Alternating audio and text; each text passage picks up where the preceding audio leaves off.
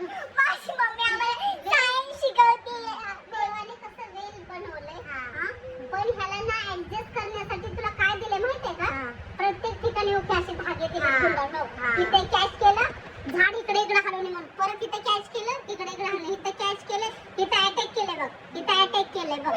बघितलीस का? प्रत्येक ठिकाणी असं अटॅच केलं म्हणजे कसं फक्त ते फळ खाली लोंबलं पाहिजे आणि प्रत्येक जागे जागी देव अटॅक आहे. दिसतं का तुला? बघ तिकडे इकडे बघ कसं दिसलं का तुला? बघ देवाचं कसं लॉजिक आहे बघ.